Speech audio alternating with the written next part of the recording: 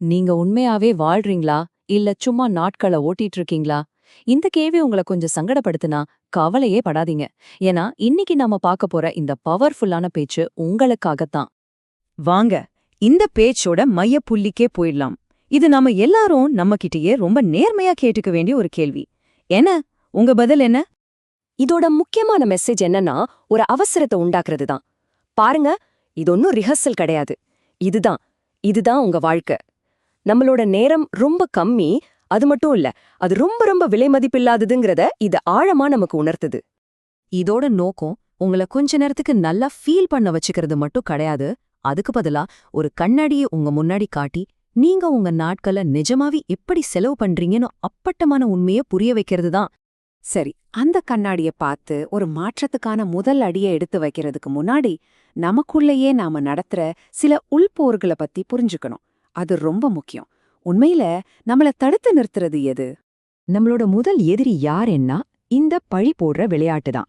இங்க பாருங்க, 2 விதமான மனநிலைகளை ரொம்ப தெளிவா ஒப்பிட்டு காட்டியிருக்காங்க. ஒரு பக்கம் பாதிக்கப்பட்டவர் மனநிலை. இவங்க எப்போதுமே மத்தவங்கள குறை சொல்லிட்டே இருப்பாங்க. அம்மா, அப்பா, ஃப்ரெண்ட்ஸ், கவர்மெண்ட்னு அந்த லிஸ்ட் போயிட்டே இருக்கும். இன்னொரு பக்கம் உருவாக்கவர் மனநிலை. இவங்க முழு பொறுப்பு ஏத்துக்கிட்டு எதுவுமே இல்லைன்னாலும் அதிலிருந்து ஒன்ன உருவாக்கி சின்னதா இருந்தாலும் ஒரு செயல்ல இறங்கிடுவாங்க. அதனாலதான் இந்த ஒரு சின்ன ஸ்டேட்மெண்ட் ரொம்ப பவர்ஃபுல்லானது. என் வாழ்க்கைக்கு நான் தான் பொறுப்பு அப்படின்னு நீங்க சொல்ற அந்த நிமிஷமே உங்களோட சக்திய நீங்க திரும்ப எடுத்துக்கிறீங்க. இதுதான் முதல் படி. சரி, நாம பொறுப்பை ஏத்துக்கிட்ட உடனே அடுத்த எதிரிய சந்திக்கிறோம். இந்த எதிரி இருக்கானே, சோஷியல் மீடியாவால பல மடங்கு பெருசாகி நம்மள டெய்லி தாக்குறான். அதுதான் இந்த ஒப்பீட்டு பொறி, அதாவது கம்பேரிசன் ட்ராப். இந்த ஒப்பீடு நம்மள என்னவெல்லாம் பண்ணணும் இது ரொம்ப அப்பட்டமா சொல்லுது.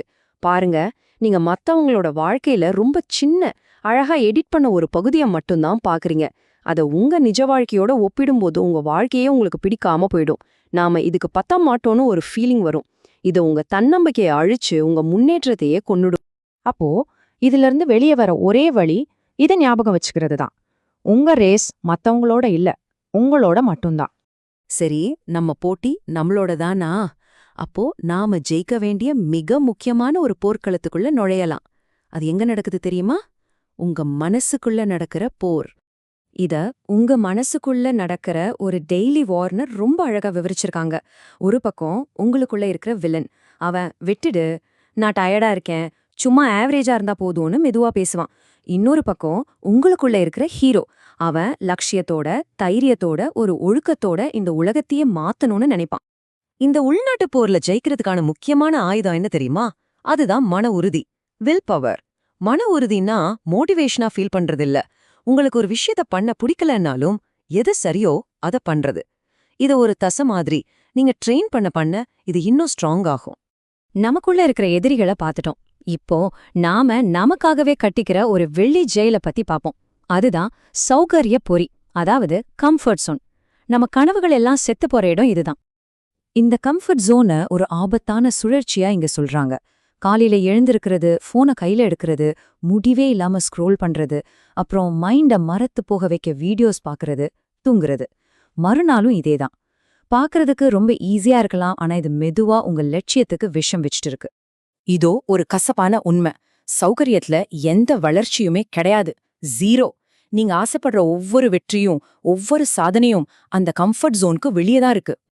அப்போ இதிலிருந்து எப்படி வெளியே வர்றது? அதுக்கு மருந்து ரொம்ப சிம்பிள், ஆனா ஈஸி கிடையாது. நீங்க தப்பு பண்ண கத்துக்கணும். தோல்வி, அவமானம், ரிஸ்க், இது எல்லாத்தையும் மனசார ஏத்துக்க தயாரா இருக்கணும். கொஞ்சம் யோசிச்சு பாருங்க. ரிஸ்க் எடுக்கலைன்னா வாழ்க்கையில எந்த ஒரு அட்வென்ச்சரும் இருக்காது, எந்த ஒரு தீப்பொறியும் இருக்காது, வளர்ச்சியும் இருக்காது. கடைசில சொல்லிக்கிறதுக்கு ஒரு கதை கூட இல்லாத ஒரு வாழ்க்கை தான் மிஞ்சம். சேஃபா இருக்கிறதுக்கு நாம கொடுக்கற விலை இதுதான். ஓகே, நமக்கு உள்ளேயும் வெளியேயும் இருக்கிற எதிரிகளை யாருன்னு பார்த்துட்டோம். இப்போ கடைசி கட்டத்துக்கு வந்தாச்சு. Call to action. இதுதான் நம்மளோட போர் திட்டம். நாம நமக்குள்ளேயே சொல்லிக்கிற மிகப்பெரிய பொய்யை இங்க அம்பலப்படுத்துறாங்க. நான் அப்புறமா பண்றேன், நல்லா கேளுங்க. இது உங்க குரலே இல்ல, இது பயத்தோட, சோம்பேறித்தனத்தோட குரல். இந்த நம்பரை மட்டும் ஞாபகம் வச்சுக்கோங்க. 1. எதிர்காலத்துல போற 100 பெர்ஃபெக்டான பிளானை விட இப்போ செய்யற ஒரு சின்ன செயல் பல மடங்கு சக்தி வாய்ந்தது.